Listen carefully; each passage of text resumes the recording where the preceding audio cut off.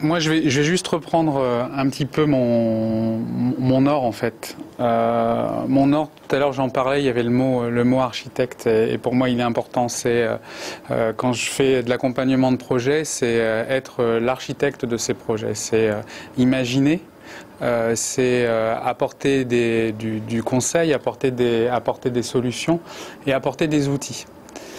Et en fait, plus ça allait, plus parce que il y a effectivement un besoin financier. On est consultant et il faut faire bouillir la marmite. J'ai accepté un certain nombre de projets qui n'étaient que de la création d'outils. Et cette création d'outils, en fait, prenait une part importante de mon temps. Et ce qui fait qu'on parlait d'excellence tout à l'heure, il y a le mode de survie. Et j'avais vraiment le sentiment d'être dans ce mode de survie. Donc pour aller vers l'excellence et pour arriver à vraiment repositionner mon apport et ma valeur ajoutée, c'était important déjà de faire autrement.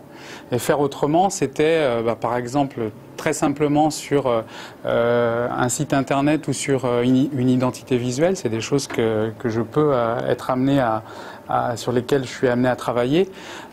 C'est moi ne pas travailler sur le graphisme, moi ne pas travailler sur la mise en place du site internet.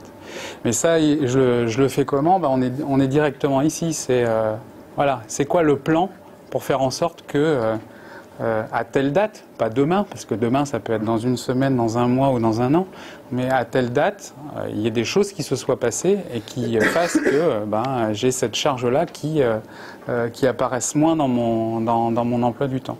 Alors, Françoise a beaucoup bataillé avec ça, parce qu'il a fallu vraiment me pousser. Bon, j'ai un peu repoussé les limites et je dois bien avouer que j'ai pas non plus respecté mon planning. Ceci étant, je m'aperçois qu'aujourd'hui, dans ma façon de travailler, il y a des choses que je ne fais plus, c'est-à-dire toute la partie graphisme. Aujourd'hui, je la sous-traite et je travaille avec des graphistes qui travaillent sur ces aspects-là plus spécifiquement. Et je suis en train de réfléchir à la façon dont je peux faire exactement la même chose sur la partie web, pour me concentrer sur plus de conseils. Une autre partie de mon ouest à moi, parce que c'est vrai que j'étais bien à l'ouest, c'est les nouveaux clients. C'est comment avoir de nouveaux clients. Parce que jusqu'à maintenant, j'ai eu cette chance, j'ai pas fait de démarchage, les choses sont arrivées un petit peu de manière naturelle, mais comme j'ai accepté des choses que je n'aurais pas dû accepter, faut être honnête. J'ai fait beaucoup de choses, mais j'avais pas besoin d'aller chercher mes nouveaux clients. Mais je fais comment? Et en plus, ça c'est quelque chose ça fait pas partie de moi, quoi. Là, pour le coup, on est bien dans du sud. J'ai l'impression de ne pas savoir faire. J'ai l'impression de ne pas être intéressant, de ne pas savoir dire des choses.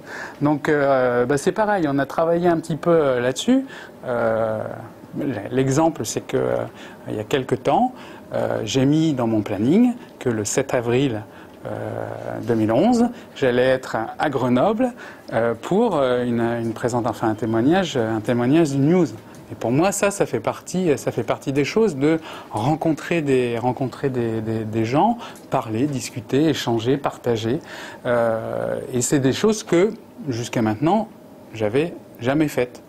Je vais participer alors je sais plus comment ils appellent ça exactement, mais un business dating où il va y avoir une trentaine de participants en Drôme Ardèche.